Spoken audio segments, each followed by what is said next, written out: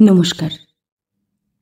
আজ আপনাদেরকে শোনাব অনুরূপা দেবীর লেখা গল্প মা।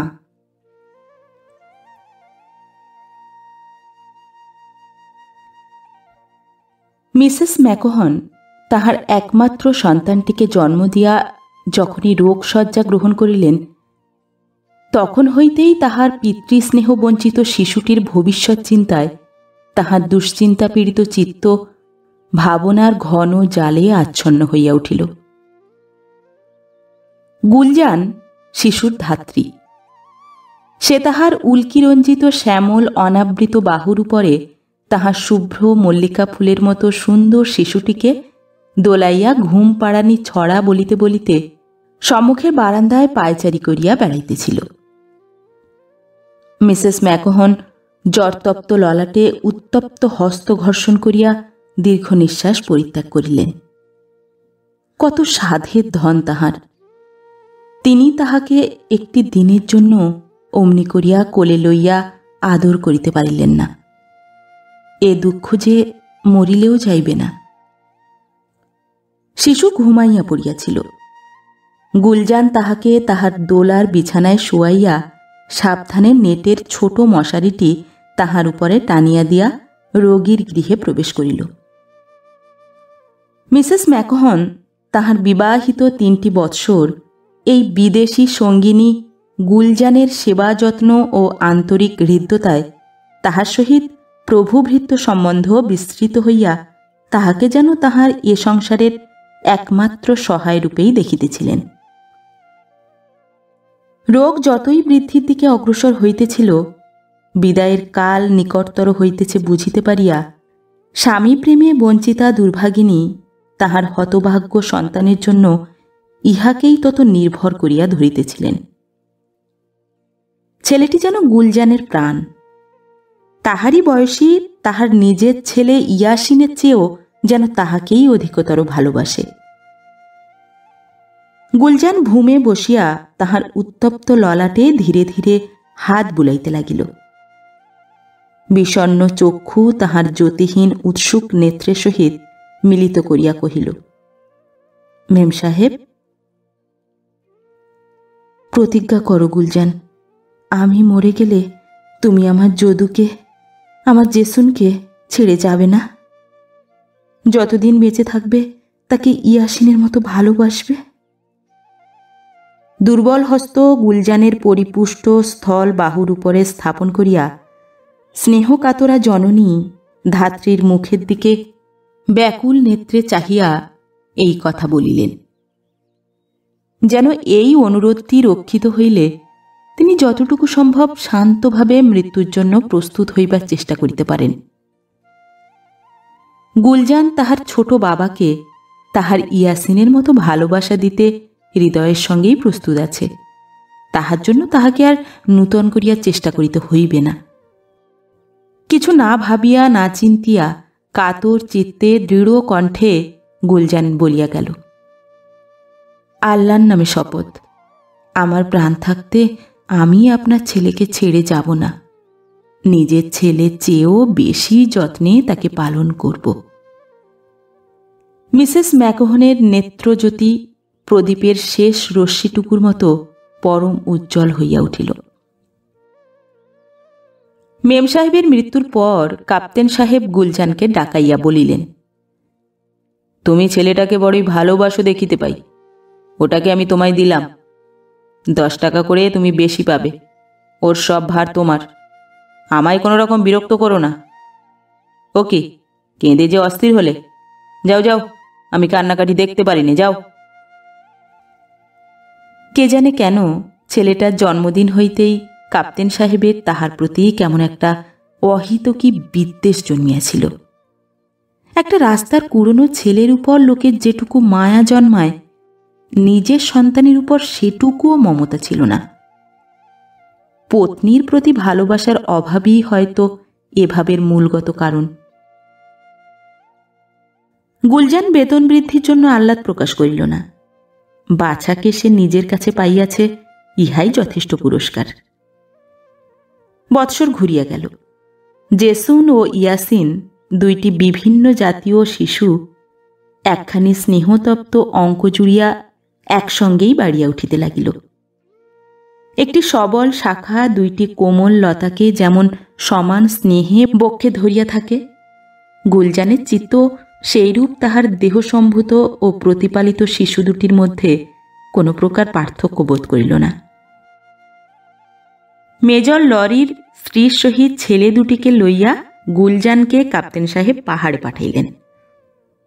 পাহাড় হইতে ফিরিবার দিন মিসেস লরি তাহাকে তাহার নতুন প্রভু পত্নীর সংবাদ জানাইয়া কহিলেন, কাপ্তেন সাহেব তোমায় পূর্বে জানাতে নিষেধ করেছিলেন, তাই এতদিন বলিনি।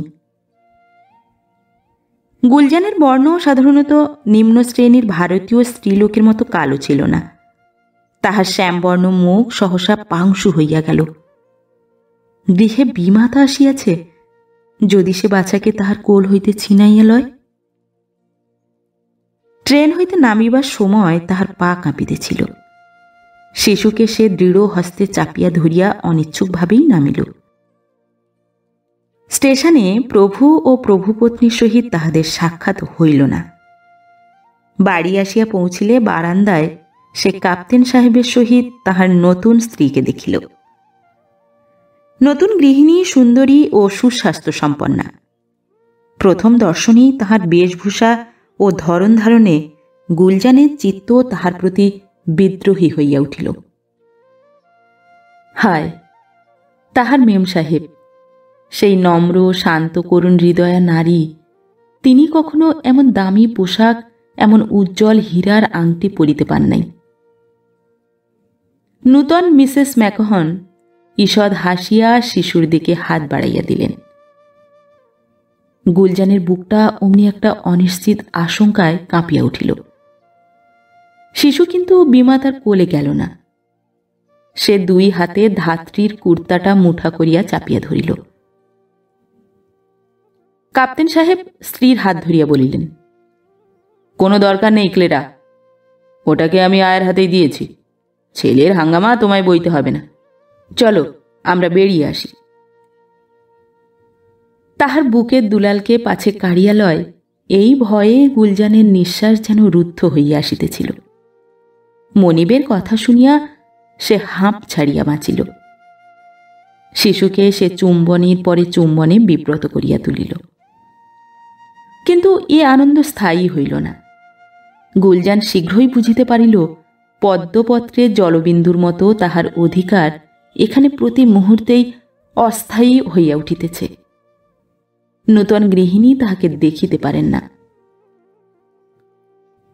সপত্নী সন্তান সাধারণত বিমাতা স্নেহভাজন হইতে পারে না, বিশেষ আবার যেখানে স্বয়ং শিশুর পিতাই তাহার প্রতি স্নেহলেশীন। জেসুন তাহার শৌখিন বিমাতার চক্ষুশূল হইতেছিল। একদিন গুলজান নিজের ঘর হইতে উচ্চ ক্রন্দনের শব্দ পাইয়া ঊর্ধ্বশ্বাসে ছুটিয়া এসে দেখিল, মিসেস ম্যাকহন তাহার মেহগিনি ব্রুশ দিয়া শিশুকে প্রহার করিতেছেন। ক্রোধে তাহার আপাদমস্তক জ্বলিয়া উঠিল।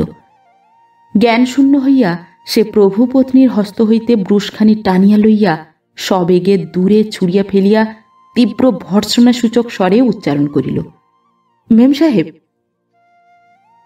তারপর আহত পৃষ্ঠ রোদন কম্পিত শিশুকে কোলে উঠাইয়া লইয়া দ্রুত পদে সে ঘর হইতে চলিয়া যাইতে উদ্যত হইল। মিসেস ম্যাকহন গম্ভীর স্বরে কহিলেন, পাজি ছেলেটাকে তুমি যেরকম নষ্ট করছো, তাতে শীঘ্রই সে ডাকাতের দলে ঢুকবে দেখছি। আর না, আমাকে শোধরাবার ব্যবস্থা করতে হবে।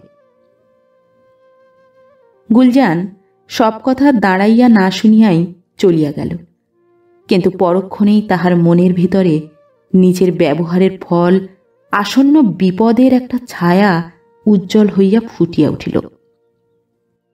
শিশুকে পুরাতন ভৃত্য ফৈদুর কাছে রাখিয়া একটু মিশ্রি হাতে দিয়া সে সসঙ্গ চিত্তে প্রভুপত্নীর গৃহে ফিরিয়া আসিয়া চোখের জলে ভাসিয়া বলিল, মেম সাহেব, নিজের ব্যবহারের জন্য আমি নিতান্ত দুঃখিত হচ্ছি। দয়া করে এবার মাপ করুন, আর কখনো আমি এরকম করব না। ছেলেটা আমার প্রাণ, তাই হঠাৎ বড় রাগ হয়ে গিয়েছিল। মিসেস ম্যাকোহন হিন্দি ভাষা ভালো বুঝিতেন না, তথাপি যেটুকু বুঝিলেন তাহাতে তাহার সংকল্প শিথিল হইল না। স্থির কণ্ঠে বলিলেন, তোমার মাহিনা বুঝিয়ে দেওয়া হচ্ছে, তুমি এখনই যাও। ছেলে তোমার নয়, আমি ওকে সোজা করবার ব্যবস্থা করছি। গুলজান মুহূর্তে চারিদিক অন্ধকার দেখিল। আর্তভাবে সে প্রভুপত্নীর পদতলে বসিয়া দুই হাত যুক্ত করিয়া কাঁদিয়া কহিল, মেম সাহেব, আমায় তাড়িয়ে দেবেন না। মৃত মেম সাহেবের কাছে আমি সত্য করেছি, কখনো তাঁর ছেলেকে ছেড়ে যাব না। হয় দয়া করে আমাকে রাখুন, না হয় আমার বাচ্চাকে আমার সঙ্গে নিয়ে যেতে দিন। তোমার তো স্পর্ধা কম নয়। ঘৃণার সহিত গৃহিণী হাসিয়া ফেলিলেন। কাপ্তেন সাহেব গুলজানের কণ্ঠ শুনিয়া গৃহের মধ্যে উঁকি দিয়া জিজ্ঞাসা করিলেন, ব্যাপার কি? ক্লেরা কহিল, আমি ওকে মাইনে চুকিয়ে দিয়ে চলে যেতে বলেছি, কিন্তু উনি বলছেন কিছুতেই যাবেন না। কাপ্তেন সাহেব ভ্রুভঙ্গি করিয়া দ্বারের উপরে মুষ্টাঘাত ও ভূমে পদাঘাত করিয়া কহিয়া উঠিলেন, তুমি যখন যেতে বলেছ তখন নিশ্চয়ই যেতে হবে, যাবে নাকি? মুহূর্তে গুলজানের অশ্রু শুকাইয়া গিয়া দুই চক্ষু আগুনের মতো প্রদীপ্ত হইয়া উঠিল। সে তৎক্ষণাৎ উঠিয়া দাঁড়াইয়া স্থির কণ্ঠে কহিল, হ্যাঁ সাহেব, আমি যাচ্ছি। তারপর সে দৃঢ় পদক্ষেপে ঘর ছাড়িয়া চলিয়া গেল। শিশু তখনও অনুচ্চ স্বরে কাঁদিতেছিল। পৃষ্ঠের কোমল চামড়া রাঙা হইয়া রহিয়াছে। মিস্ত্রি সে স্পর্শও করে নাই। ফৈদু শিশুকে প্রত্যর্পণ করিবার সময় ধাত্রীর মুখের স্বাভাবিক গাম্ভীর্য দেখিয়া বিস্ময়ের সহিত চাহিয়া রহিল। কাপ্তেন সাহেব অল্পক্ষণ পরেই তাহার নূতন সঙ্গিনীর সহিত ক্লাবে চলিয়া গেলেন। 4 ঘণ্টার পূর্বে তাহারা ঘরে ফিরিবেন না। গুলজান মণিপুত্রকে কোলে তুলিয়া লইয়া নিজের ঘরে আসিল। একবার সে শিশুকে ভূমে নামাইয়া নিজের ছোট সিন্দুকটি খুলিয়া তাহার সঞ্চিত টাকা পয়সাগুলি দড়ির গেঁজের মধ্যে পুরিয়া কোমরের ঘুনসিতে বাঁধিয়া লইল। তারপর দুটি শিশুকে 2 কোলে লইয়া ধীর পদক্ষেপে গৃহ হইতে বাহির হইয়া গেল। ঊর্ধ্বে চাহিয়া মনে মনে কহিল, মেম সাহেব, তোমার কাছে প্রতিজ্ঞা করেছি, সে সত্য রাখার জন্য আজ গুলজান এই পাপ করতে বাধ্য হল। তুমি স্বর্গে থেকে সাহায্য করো। আমি বেঁচে থাকতে তোমার ছেলেকে নিষ্ঠুর বিমাতার হাতে দিতে পারব না। শিশুর সহিত গুলজানের অদৃশ্য হওয়ার সংবাদ প্রচার হইলে কাপ্তেন সাহেব কোন রকম চাঞ্চল্য প্রকাশ না করিয়াই স্ত্রীকে কহিলেন, আহ, যেতে দাও না ক্লেরা, কি হবে সেটাকে নিয়ে? তোমার আমার চেয়ে সে স্ত্রীলোকটা বরং ছেলেটাকে পেয়ে ঢের বেশি খুশি থাকবে। কথাটা সত্য, তথাপি লোকে কি বলিবে? এই ভাবিয়া মিসেস ম্যাকোহনের বিবেক এই নিষ্ঠুর যুক্তির বিপক্ষে জাগরিত হইয়া উঠিল। একটা আয়া 2 কাঁধে 2টা সমবয়স্ক শিশু, তাহার একটি সাদা ইউরোপীয় এবং অপরটি পশ্চিমী মুসলমান শিশু লইয়া পলাতক। ইহাদের ধরিয়া দিতে পারিলে পুরস্কার দেওয়া হইবে, এইরূপ একটা বিজ্ঞাপন কাগজে দেওয়া হইল। কিন্তু চেষ্টা সফল হইল না। গৌরবর্ণ, শ্যামবর্ণ এবং কৃষ্ণবর্ণ 1টি 2টি 3টি ছেলে, কোলে কাঁখে করা স্ত্রীলোক পথে ঘাটে অনেক দেখা গেল। শুভ্র শিশু সংযুক্ত নারী কোথাও মিলিল না। গুলজান গোরখপুর হইতে পলাইয়া হাঁটা পথে পশ্চিমবঙ্গ উত্তীর্ণ হইয়া পদ্মাপাড়ে নিজের দুঃসম্পর্কীয় ভ্রাতার কাছে আশ্রয় লওয়ার পর 16 বৎসর অতীত হইয়া গিয়াছে। ইয়াসিন এখন সুস্থি সবল যুবা পুরুষ। এখন সে মাতুলের গাড়ি ঘোড়ার ব্যবসায়ের অংশীদার। গুলজান তাহার জন্য কঠিনতর পরিশ্রম করিতে এখনো শ্রান্তি বোধ করিত না। সে মায়ের চেয়ে দাসীর মতোই তাহার সেবা করিত। ছেলেও মা ভিন্ন কাহাকেও চিনে না। এখনো সে মায়ের কোলের শিশু, আদরের দুলাল। শরীরের শক্তিতে মনের তেজে ইয়াসিন নিজের কার্যে বেশ একটু উন্নতি করিতে লাগিল। তাহার মধ্যে কি ছিল তাহা সে নিজেই জানিত না, কিন্তু এইটুকু সে লক্ষ্য করিয়াছে যে তাহার মুখে চাহিয়া দেখিলেই তাহার ইংরাজ আরোহীর চোখে একটা বিস্ময়পূর্ণ স্নেহ করুণার ভাব ব্যক্ত হইয়া উঠিত, এবং সে ভাড়াটা বেশ ভালো রকমই লাভ করিয়া আসিত। আর ইহাও এক বিচিত্র ব্যাপার যে ওই সকল সুপরিচ্ছদধারী সুন্দর মূর্তি নরনারী দেখিলে তাহারও প্রাণের মধ্যে কি যেন একটা আকুলতা উদ্দাম হইয়া উঠিতে চাহিত। তাহাদের সান্নিধ্য সে পাথরের চুম্বক আকর্ষণের মতো কিছুতেই যেন ছাড়াইয়া লইতে পারিত না। একদিন গুলজান দেখিল ইয়াসিন নিজের অঙ্গ হইতে দড়ি বাঁধা মির্জাই খুলিয়া রাখিয়া বিস্ময় ব্যাকুল নেত্রে নিজের অঙ্গের প্রতি চাহিয়া আছে। গুলজানকে দেখিয়া সে ইঙ্গিতে কাছে আসিতে বলিল। কম্পিত পদে গুলজান নিকটে আসিলে সহসা যুবক জিজ্ঞাসা করিয়া উঠিল, মা, এর মানে কি আমায় বলো? কেন আমার গা এত সাদা? আমি শুনেছি, আজই শুনেছি। লোকে বলে, ও আমি বলতে পারিনি, সে কি ভয়ানক কথা। বলে আমি তোমার জারজ, আমি সাহেবের ছেলে। সর্পাহতের মতো গুলজান আড়ষ্ট হইয়া রহিল। তাহার মুখে বাক্য সরিল না। সুদীর্ঘ দিনে যে স্মৃতি অস্পষ্ট হইয়া আসিয়াছিল সহসা তাহা মেঘোদ্বিন্ন সূর্যকিরণের মতো ফুটিয়া উঠিল। নিষ্ঠুর সন্দেহে ইয়াসিন উন্মাদের মতো লাফাইয়া মায়ের হাত চাপিয়া ধরিল। সত্যি? তবে সত্যি আমি তবে সাহেবের ছেলে? যন্ত্রচালিতের মতো গুলজান উত্তর করিল, হ্যাঁ। রাক্ষসী! ইয়াসিন বাঘের মতো গর্জিয়া উঠিল, কেন আমায় নুন খাইয়ে মারিসনি? গুলজানের সর্বশরীর কাঁপিতেছিল। আত্মপরিচয় জানিয়া লইয়াছে, এইখানে হইতেই সে তবে নিজের জন্য পথ নির্বাচন করিয়া লউক। সে যে কোন পথ বাছিয়া লইবে ইহাও সে জানিত।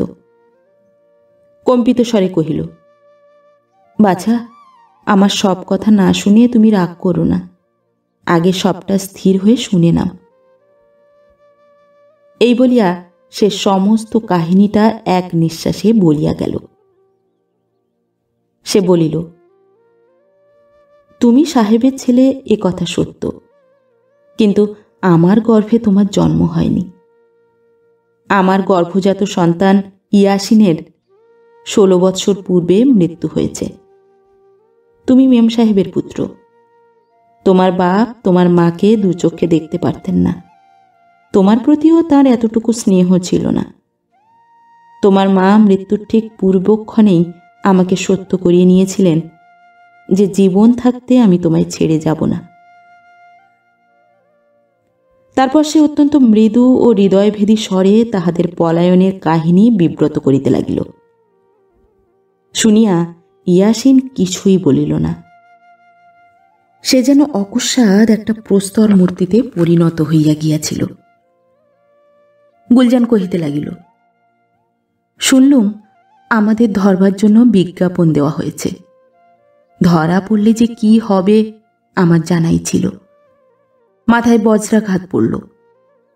গোরখপুরের শালের জঙ্গলে একজন সন্ন্যাসী থাকতেন, তাহারই কাছে কেঁদে গিয়ে পড়লুম। তিনি বললেন, দুজন সঙ্গে থাকলে ধরা পড়বে, একজনকে ত্যাগ করে যাও। পরামর্শ উচিত মতোই, কিন্তু করা বড় কঠিন। কাকে ত্যাগ করব, কোথায় রাখব? বিশ্বাস করবার কে আছে যে পুরস্কারের লোভে আমাদের ধরিয়ে দেবে না? আমি তোমার মাকে স্মরণ করলুম, বললুম, আমার সমস্যা দূর করে দাও। নিজের ছেলের মায়ায় আমি যেন তোমার ছেলেকে ফেলে না যাই। তার বিমাতা বড়ই নিষ্ঠুর। বোধহয় তোমার মা সে কথা স্বর্গ থেকে শুনেও ছিলেন। সেই রাত্রেই ফকিরের আশ্রমে আমার নিজের ছেলেকে ফেলে তোমাকে তার কাপড় পরিয়ে ও একরকম রং মাখিয়ে নিয়ে আবার পথে বার হলুম। ইয়াসিনের ক্ষীণ ক্রন্দন ক্রোশের পর ক্রোশ ধরে আমার কানে বাজতে লাগল। জ্বরে সে যেন সংজ্ঞাহীন হয়ে পড়েছিল। কিন্তু সত্য যে সবার চেয়ে বড়, ঈশ্বর যে সকলেরই উপরে বাপ। আমি যে তোমার মাকে কথা দিয়েছিলাম, এখানে আসবার পর চিঠি লিখে খবর নিয়েছিলাম, সেই রাত্রেই সে মারা গেছে। আমি মনে করি তুমিই আমার ইয়াসিন। এখন তুমি বড় হয়েছ, তোমার পথ তুমি ঠিক করে নাও। তবে আমার প্রতি এইটুকু দয়া করো, যেখানে থাকো আমাকে তোমার বাড়ির দাসী করে রেখো। ইয়াসিন অনেকক্ষণ নিস্পন্দ হইয়া শূন্য দৃষ্টিতে একদিকে চাহিয়া রহিল। তারপর হঠাৎ সে স্বপ্নমুগ্ধের মতো এক পা করিয়া ঘর হইতে বাহির হইয়া গেল। একটিও কথা কহিল না। গুলজানও তাহাকে তাহাতে বাধা দিল না। নিজে সে নিঃশব্দে কাঁদিতেছিল। সমস্ত দিন পথে পথে ঘুরিয়া রাত্রে আবার ইয়াসিন গৃহে ফিরিয়া আসিল। গুলজানও জানিত যে সে আর একবার আসিবে। সে তাহার প্রতীক্ষা করিতেছিল। ইংরাজটোলায় আজ ইয়াসিন অনেক ঘণ্টা কাটাইয়াছে। খোলা জানালার নেটের পর্দা বাতাসে কাঁপিয়া সরিয়া যাইতেছিল। ভিতরে শুভ্র আস্তরণ বিস্তৃত টেবিল ঘেরিয়া চৌকিগুলি সাজানো।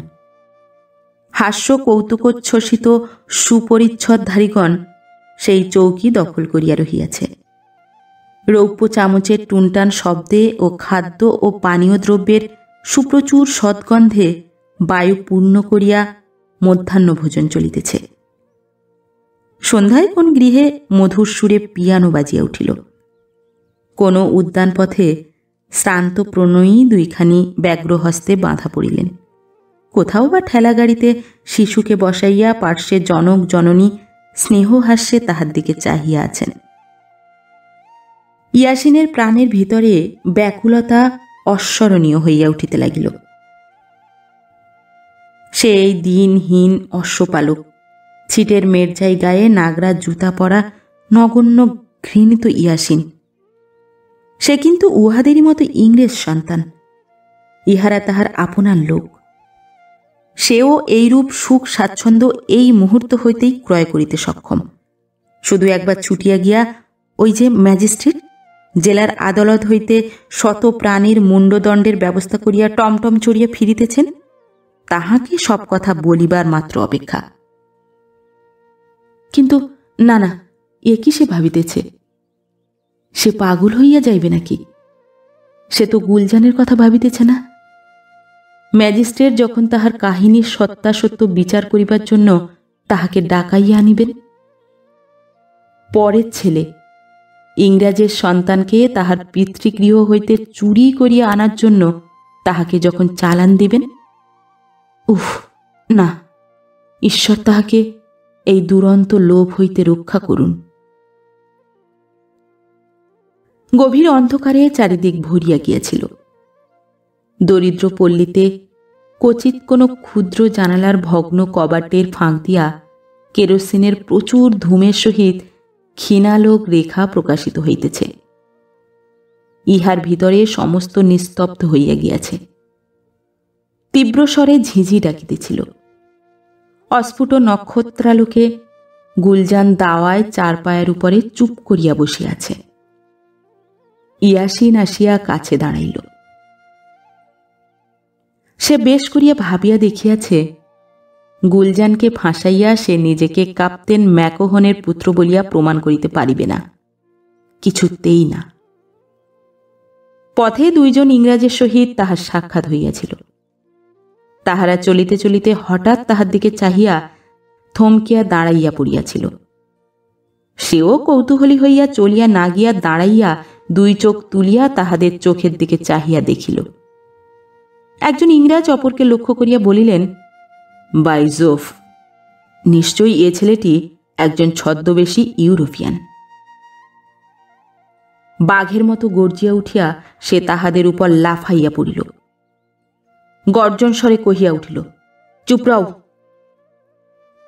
ইংরাজ দুজন উচ্চ হাস্য করিয়া চলিয়া গেল। অন্ধকারে কেহ কাহারও মুখ দেখিতে পাইতেছিল না। রাত্রের বাতাস কেবলই বিলাপের নিঃশ্বাসের মতো ঘরে ও বাহিরে ঘুরিয়া ফিরিতেছিল। দুই একটা নিশাচর প্রাণীর ক্ষীণ কণ্ঠস্বর আর্ত হৃদয়ের যন্ত্রণাধ্বনির মতো শূন্যে চকিত হইয়া মিলাইয়া যাইতেছে। মৃদুস্বরে গুলজান ডাকিল, ইয়াসিন, জেসুন বাবা।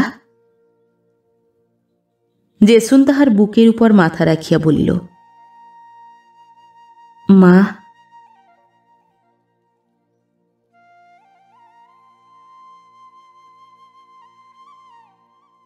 নমস্কার।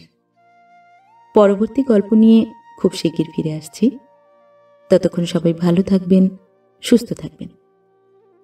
গল্প পাঠ ভালো লেগে থাকলে গল্পটিতে একটি লাইক করবেন এবং ভিন্ন ভিন্ন স্বাদের অডিও স্টোরি শোনার জন্য অবশ্যই চ্যানেলটি সাবস্ক্রাইব করবেন।